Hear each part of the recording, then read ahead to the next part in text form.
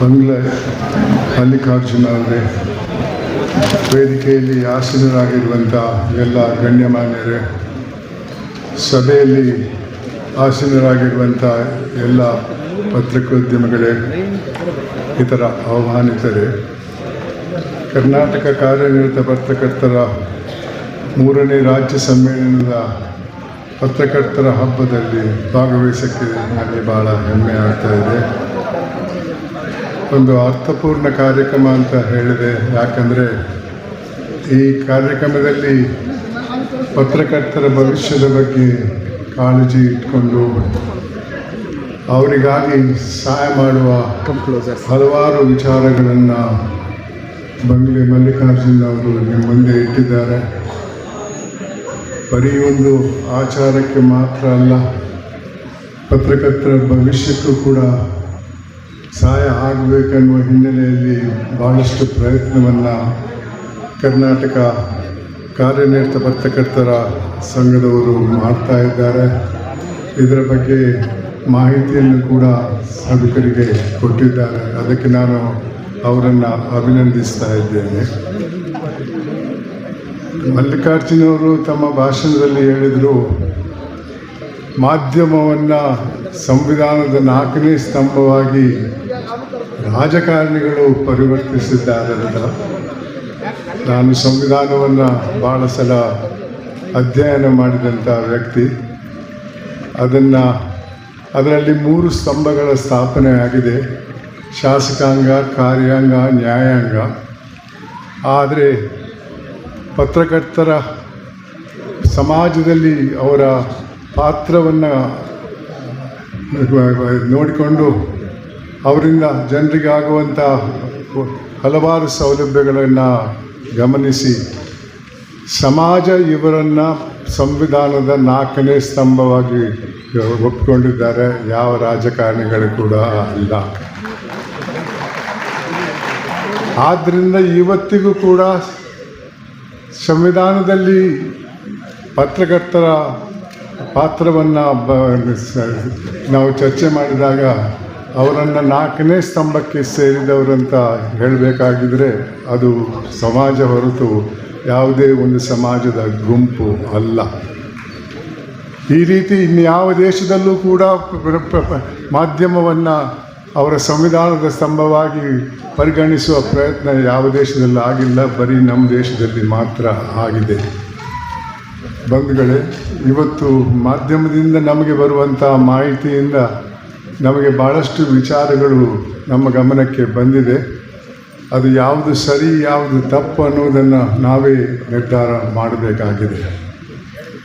ನನ್ನದೇ ಆದ ಒಂದು ಪ್ರಯತ್ನ ಈ ಒಂದು ಸಭೆಯಲ್ಲಿ ಏನೆಂದರೆ, ನಾನು 5 ವರ್ಷ ಲೋಕಾಯುಕ್ತದಲ್ಲಿ ಕೆಲಸ ಮಾಡಿದ ನಂತರ ನನಗೆ ಅನಿಸಿದ್ದು, ಅಷ್ಟರವರೆಗೆ ನಾನೊಬ್ಬ ಕೂಪಮಂಡುಕನಾಗಿದ್ದೆ.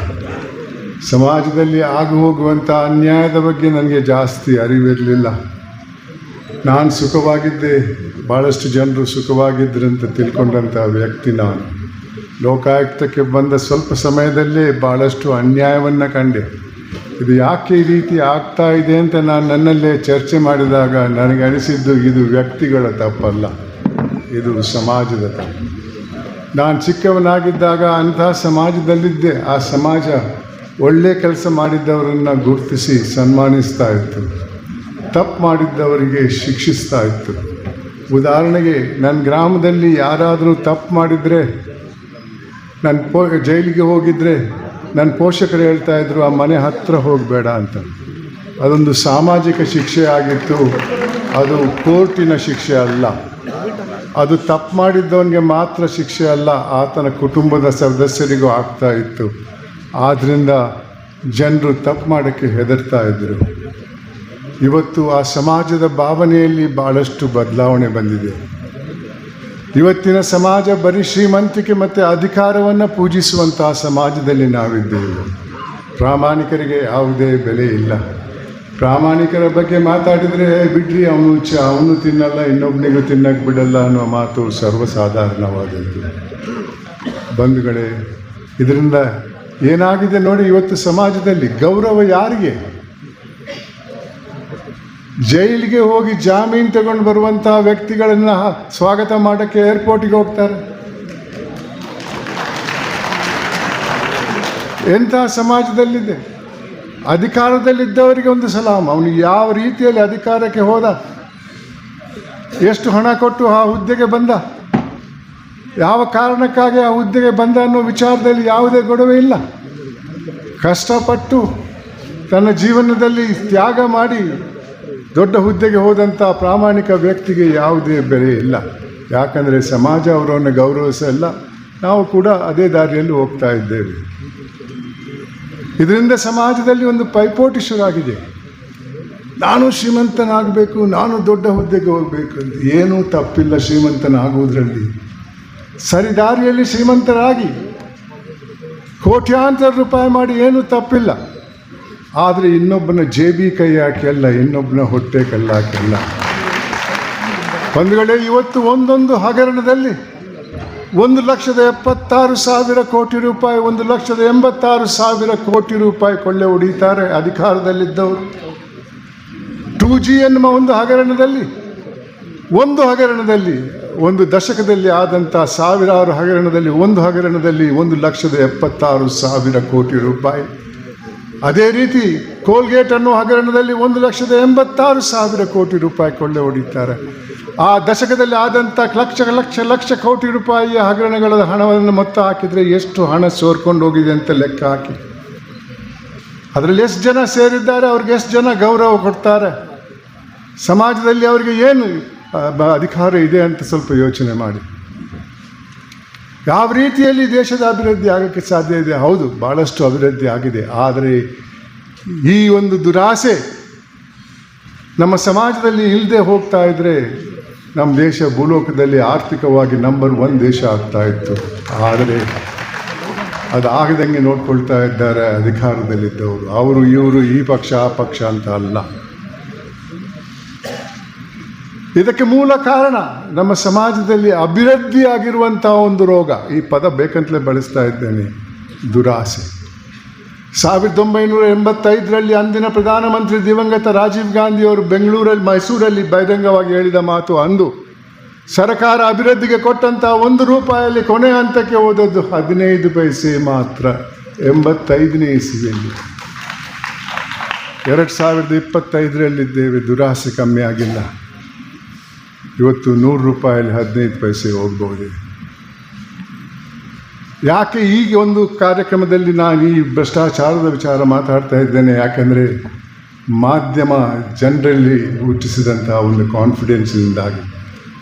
ಮಾಧ್ಯಮದಿಂದ ಸಾಧ್ಯವಿದೆ ಈ ಸಾಮಾಜಿಕ ಬದಲಾವಣೆಯನ್ನು ತರಕ್ಕೆ, ಭಾವನೆಯನ್ನು ಬದಲಾಯಿಸೋಕ್ಕೆ ಸಾಧ್ಯವಿದೆ. ಆ ಪ್ರಯತ್ನ ಮಾಧ್ಯಮದಿಂದ ಆಗಬೇಕು ಬಂಧುಗಳೇ. ಇದಕ್ಕೆ, ಈ ದುರಾಸೆಗೆ ಬೇರೆ ಯಾವ ಮದ್ದು ಇಲ್ಲ. ಇದಕ್ಕೆ ಒಂದೇ ಒಂದು ದಾರಿ, ತೃಪ್ತಿ ಅನ್ನುವ ಗುಣ. ಆದರೆ ಇವತ್ತು ಆ ತೃಪ್ತಿಯನ್ನು ಇತರರಲ್ಲಿ ಸ್ಥಾಪನೆ ಮಾಡುವವರು ಯಾರು? ನಾನು ಚಿಕ್ಕವನಾಗಿದ್ದಾಗ ನನ್ನ ಪೋಷಕರು ಹೇಳ್ತಾ ಇದ್ರು, ಇದು ಮಾಡು, ಇದು ಮಾಡಬೇಡ ಅಂತ. ತಪ್ಪು ಮಾಡಿದರೆ ಏಟು ತಿಂದದ್ದು ನೆನಪಿದೆ. ಶಾಲೆಗೆ ಹೋದಾಗ ನೀತಿ ಪಾಠ ಅಂತ ಒಂದು ಸಬ್ಜೆಕ್ಟ್ ಇತ್ತು, ಮಾರಲ್ ಸೈನ್ಸ್. ಇವತ್ತು ಅಲ್ಲೂ ಇಲ್ಲ ಪಾಠ, ಇಲ್ಲೂ ಇಲ್ಲ. ಸಮಾಜದಲ್ಲಿ ಬದಲಾವಣೆ ಆಗಬೇಕಾದ್ರೆ ನಮ್ಮಲ್ಲಿ ಆ ಬದಲಾವಣೆ ಬರಬೇಕು. ಪೋಷಕರಲ್ಲಿ, ಶಾಲಾ ಕಾಲೇಜುಗಳಲ್ಲಿ ಬದಲಾವಣೆ ಬರಬೇಕು. ಇದಕ್ಕೆ ಒಂದೇ ಒಂದು ದಾರಿ, ಅದು ಒಂದು ಸಾಮಾಜಿಕ ಮೌಲ್ಯ, ತೃಪ್ತಿ ಅನ್ನೋ ಒಂದು ಗುಣ. ತೃಪ್ತಿ ಇದ್ದರೆ ದುರಾಸೆ ಬರಲ್ಲ. ದುರಾಸೆ ಇದ್ದು ತೃಪ್ತಿ ಬಂದರೆ ದುರಾಸೆಗೆ ತೃಪ್ತಿ ಮಟ್ಟ ಆಗ್ತದೆ. ನಾನು ನನ್ನ ವೈಯಕ್ತಿಕ ಜೀವನದಿಂದ ಹೇಳ್ತಾ ಇದ್ದೇನೆ. 3 ಮುಖ್ಯಮಂತ್ರಿಗಳ ವಿರುದ್ಧ ವರದಿ ಕೊಟ್ಟಿದ್ದೆ. ನನ್ನ ಹೆಸರು ಹಾಕಬೇಡಿ ಅಂತ ಎಷ್ಟೊಂದು ಆಫರ್ ಬಂದಿರ್ಬೋದು. ನಿವೃತ್ತನಾಗಿ 11-12 ವರ್ಷ ಆಯಿತು. ದಿನನಿತ್ಯ ಇದರ ಬಗ್ಗೆ ಮಾತಾಡ್ತಾ ಇರ್ತೇನೆ. ಯಾರಿಂದಲೂ ಬಡ್ಡೆ ಬೆಚ್ಚಕ್ಕೆ ಆಗಲಿಲ್ಲ. ತೃಪ್ತಿ ಇದ್ದರೆ ಜೀವನದಲ್ಲಿ ಸಂತಸ ಇರ್ತದೆ.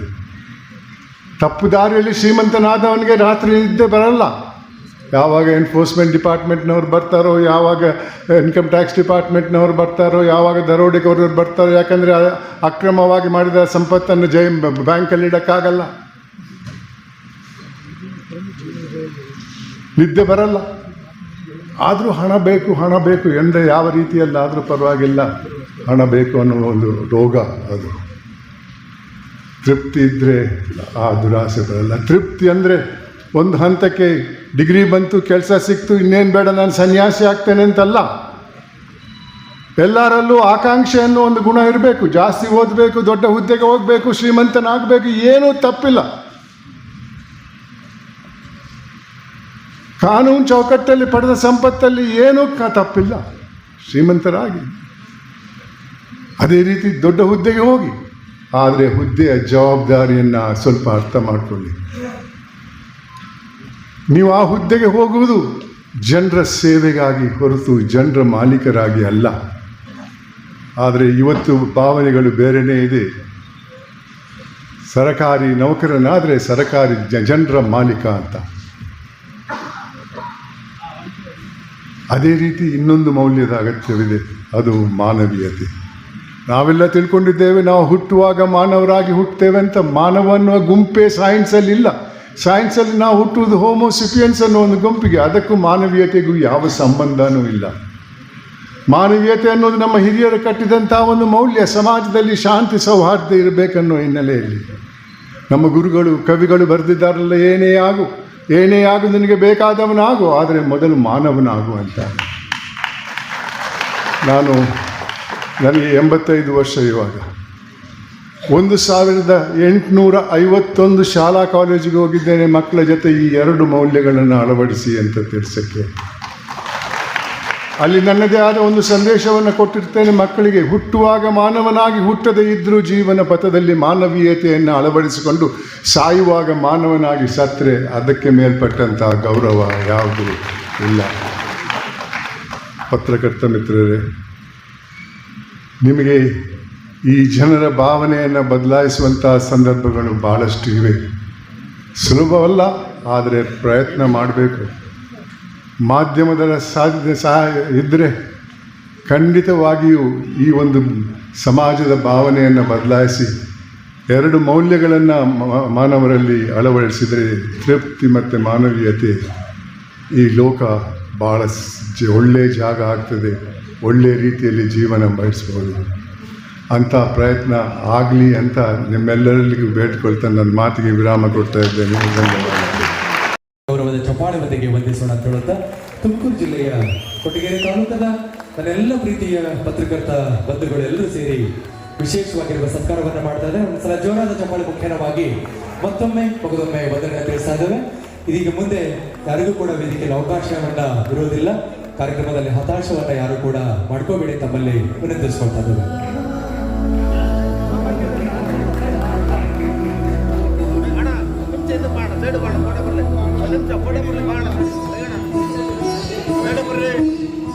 ನಿಮ್ಮೆಲ್ಲರ ಪ್ರೀತಿಯ ಗೌರವದ ಚಪ್ಪಾಳೆ ಬಂದಿನಿ ಪ್ರೀತಿಯ ಸತ್ಕಾರವನ್ನ ಜೊತೆಯಲ್ಲಿ ಒಂದೇ ಕೊರಳಿಗೆ ಹಾರುತುರಾಯಲ್ಲಂದ್ರೆ 2 ಕೊರಳಿಗೆ ನಮ್ಮ ಕರ್ನಾಟಕ ಕಾರ್ಯಕರ್ತರ ಪತ್ರಕರ್ತರ ಸಂಘದ ಧ್ವನಿಯಾಗಿರುವ ಮಾಧ್ಯಮ ಅಕಾಡೆಮಿ